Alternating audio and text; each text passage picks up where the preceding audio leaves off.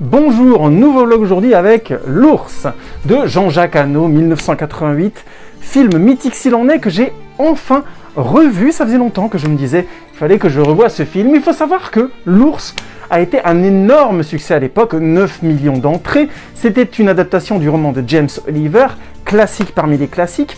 Et donc, le public y était allé en masse et avait beaucoup apprécié. Et je me suis demandé, moi qui avais vu et survu ce film à l'école à l'époque, qu'on nous montrait en boucle, qu'est-ce que ça valait encore après toutes ces années? Réponse tout de suite.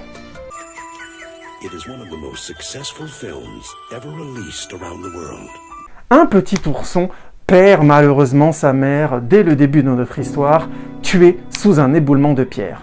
Laissé à lui-même, il finit par rencontrer un autre grand ours sauvage qui lui apprend les règles de la nature à sa manière. Ça n'empêchera pas notre petit ourson de goûter à des champignons hallucinogènes et de passer à deux doigts de se faire tuer, mais aussi de rencontrer un chasseur qui, lui, à la rencontre de ce petit ourson et du grand ours majestueux, roi de la forêt, va changer d'avis sur le règne animal.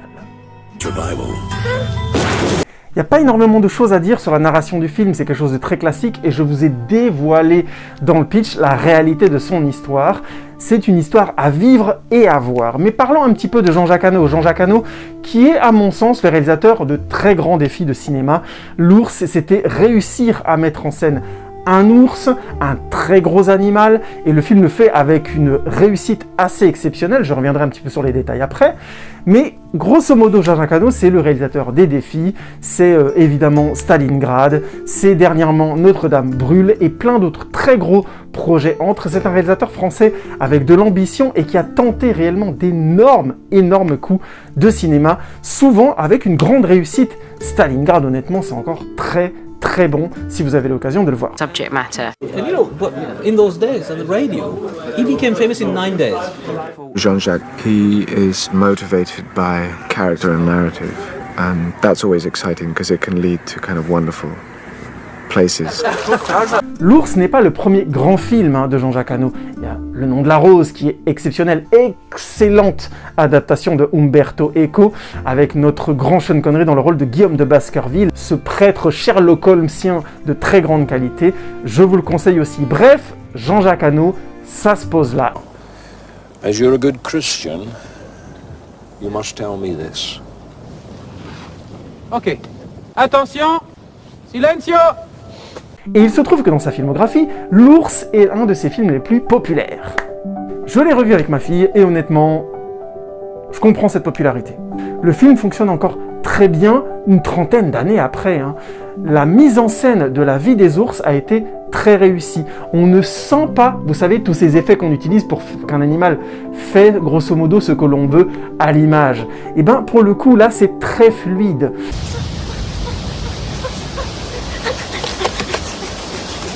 Quand je vous dis les éléments que l'on fait pour que l'animal fasse ce qu'on veut à l'image, vous vous en doutez, on n'attend pas, quand on a envie que l'ours fasse une galipette, qu'il fasse une galipette. Il faut qu'il soit dressé, que les dressoirs soient hors champ et que c'est l'air naturel à l'image. Donc il faut bien choisir le cadrage, bien choisir son contexte de tournage et qu'avec les différentes incitations hors champ qui vont créer le mouvement que l'on souhaite, que ce soit une course, un marché, un tombé, une roulade ou autre, un cri ou autre, c'est l'air naturel, c'est l'air d'arriver comme un animal naturel pourrait le faire, ou la représentation que le spectateur est capable de recevoir d'un tel animal. Puisque dans l'ours a malgré tout énormément d'attitudes qui sont humanisées. On le voit notamment à un moment donné crier quand sa génitrice est décédée.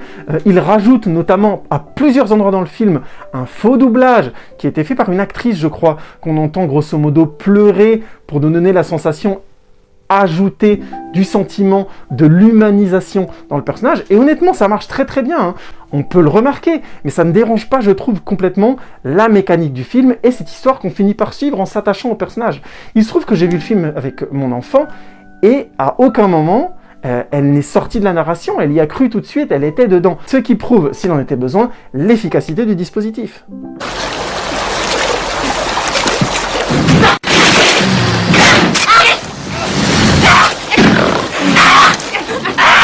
Et c'est déjà impressionnant de voir le petit ourson faire énormément d'éléments qui fonctionnent très bien dans l'histoire, mais alors quand les gros ours, l'ours adulte et dans le champ. Alors là, on a aussi des trucs assez fous avec ce fameux plan qui avait bien sûr énormément impressionné à l'époque, le fameux plan de l'ours qui hurle sur le chasseur sous la chute d'eau, qui lui est obligé par terreur de s'incliner devant l'ours. Très très beau plan, très belle séquence, et qu'il a été très complexe à monter, où il a fallu bien sûr évidemment mettre énormément d'effets spéciaux. Je ne crois pas que l'acteur était en fait en face de l'ours réellement, je crois qu'ils ont utilisé une sorte de découpage dans l'image, je suis pas certain, hein. Franchement, j'ai pas revu techniquement comment ils ont procédé. Mais c'est tout ça pour dire que c'était des défis à mettre en place des plans qui aient l'air réels et organiques. Alors, on sent par endroits que les chasseurs et l'ours sont pas réellement ensemble. On le sent un petit peu. Le film date un tout petit peu par moment, un tout petit peu. Mais globalement, cette chasse, cette confrontation entre l'homme et l'animal, on y croit, et ça vient notamment d'une excellente gestion des animaux, et c'est déjà exceptionnel. Même encore 30 ans plus tard, je vois pas grand monde s'attaquer à un projet comme ça avec un ours réel. On va nous foutre un bon vieil ours en CGI pour éviter tous les problèmes et toute la complexité à laquelle s'est confronté Jean-Jacques Hano probablement.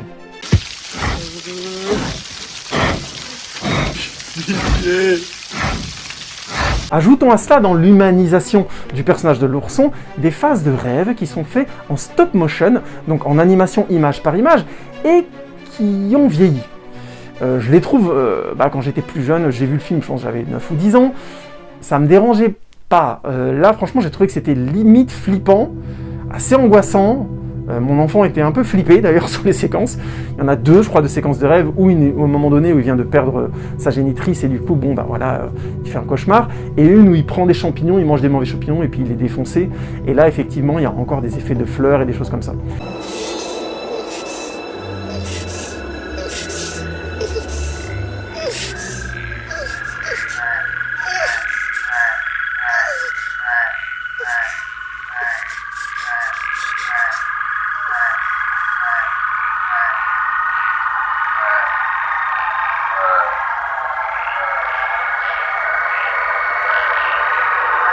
Et cette humanisation-là, évidemment, on peut la critiquer, elle est un peu forte, elle est un peu une sorte, c'est un peu le bulldozer pour nous créer de l'empathie envers le personnage. Mais en même temps, il n'y avait pas de sans solution pour qu'on ait de l'empathie envers, j'ai envie de dire, un animal, à proprement parler. Même si c'est un très mignon ourson et que tout le monde l'adore, et d'accord, je comprends bien.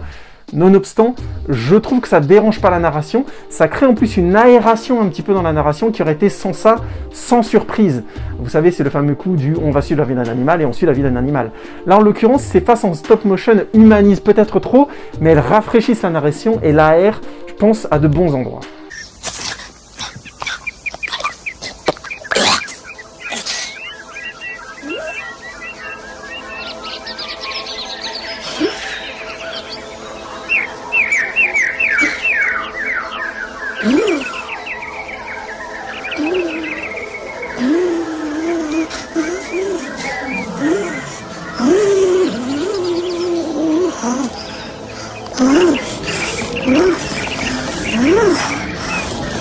Et ça s'ajoute en plus à la performance vraiment sobre et efficace des acteurs, notamment Tchéky Karyo, qui joue là franchement un de ses très bons rôles. Et on croit à ce mec rude, à ce chasseur simple, qui veut simplement chasser de l'ours, parce que voilà, la peau de bête c'est pratique, hein, ça fait du pognon et tout ça, donc il n'y a pas de problème sur le contexte, je trouve, et qui, confronté face à cette puissance qui, incroyablement, étonnamment finit par l'épargner, a un revirement total de sa pensée, de son rapport à la nature, et notamment au travers du symbole de ce petit ourson qui est une sorte de message d'espoir et d'avenir, de rapport entre les hommes et les animaux.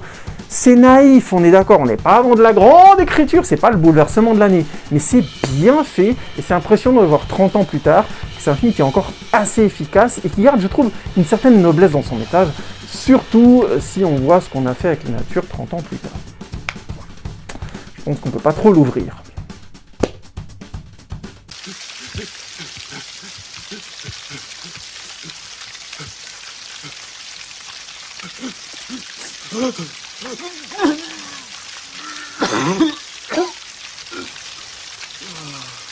Donc, n'hésitez pas. Si vous avez envie de revoir un bon film, voire un très bon film de Jean-Jacques Hano, vous pouvez revoir L'Ours. Et ça reste vraiment impressionnant de se dire qu'ils ont tourné ces séquences avec un vrai ours énorme comme ça. C'est impressionnant. Le film est vraiment mignon et touchant dans son message. Les acteurs sont impliqués, on y croit. On est dans la nature pendant 1h40 avec tous ses côtés, son côté fou, son côté dangereux et son côté beau. Ça fait plaisir. Faites-vous plaisir. À bientôt les amis.